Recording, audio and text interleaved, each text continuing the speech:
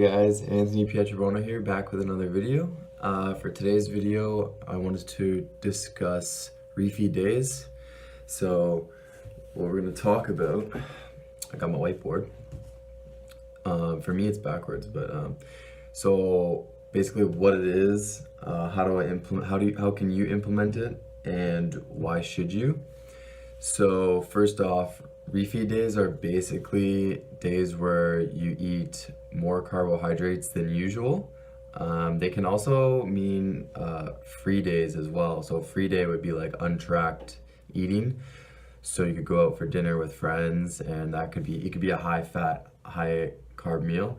But typically, refeed days, most athletes use them as high carb days. What this can look like is, what this can look like is basically, if you can see here. All right, so I'm just gonna use myself as an example. This is exactly what I'm currently doing for my dieting and cutting phase right now. So, you'll see I consume 3,140 calories. This is Monday, Tuesday, this is days of the week. On training days, my macros are 60 grams of fat, 400 grams of carbs, and 250 grams of protein. So I aim to hit those numbers each day, which totals up to 3,140. These are all regular training days. And then what you'll see here is I have a refeed day once a week that I usually have on Fridays, because Fridays are my metabolic stress leg days, so they burn the most calories.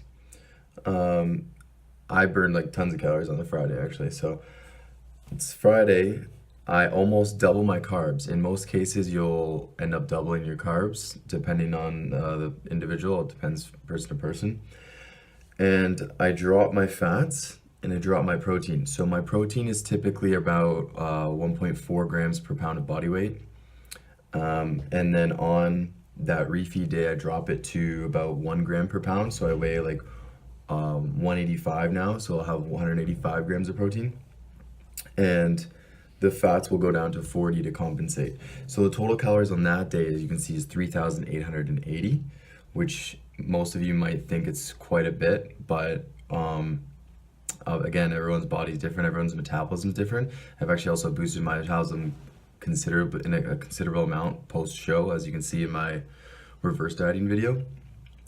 And then what I'm not gonna go and talk about too much in this video is rest day nutrition as well. But so on rest days, I up my fats and drop my carbs. That's just basically for body composition changes. Obviously, if there's no demands on a rest day, you're not gonna need many carbohydrates, because carbs are essential, your primary fuel source for exercise. So there's no use in having tons of carbs if you're inactive. That can just help increase insulin resistance. So you'll end up storing more fat from that. So on rest days, if you're inactive, typically you want to up your fats to compensate and then lower your carbs. And you can keep protein the same. So on that day, it's just 2,810 calories. And then the purpose of this is one, to refill glycogen stores. So I'm dieting, I'm in a deficit. As I'm going through the week, I'm training and I'm depleting my muscle glycogen.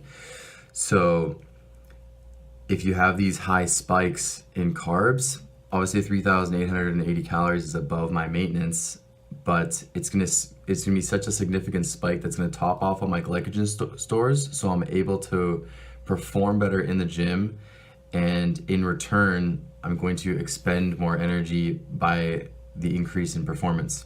So it kind of goes hand in hand. And you'll also see increases in leptin.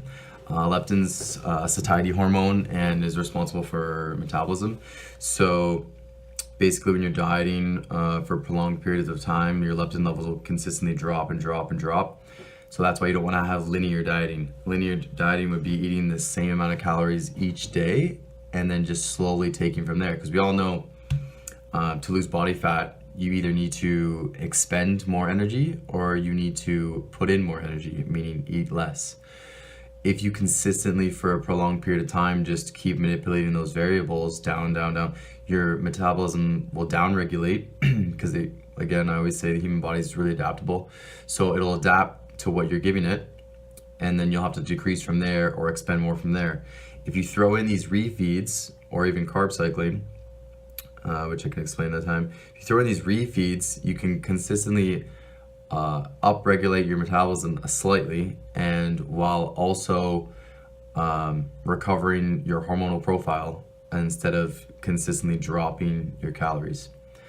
Also on these days, obviously it's really good as a like a mental edge, so that way you don't end up binging in the future, because if you're just eating the same amount each day and you're eating less than your body needs, your body's going to be craving a binge and it's going to be wanting to eat everything in sight eventually. So if you throw in these refeeds once a week or twice a week or once every 10 days, depending on the individual, you can help make sure that you don't end up getting those urges to binge anymore. So just to recap and talk more about the benefits of refeed days and why you should implement them.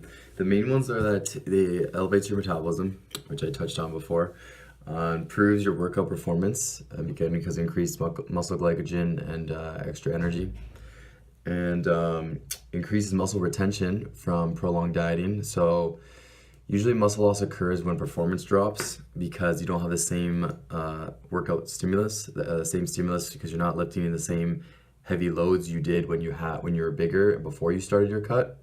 So if you're not lifting the same loads, you don't have the same stimulus, therefore your body cannot stay with that muscle mass and perform at that rate anymore.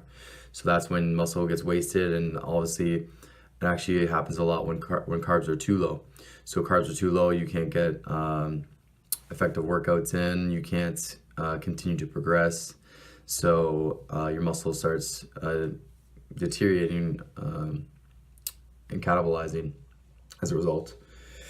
And the fourth main one is that it provides a good mental break to prevent binging and such. So myself, today is actually my refeed day, and I'm going to have a full box of Fruit Loops.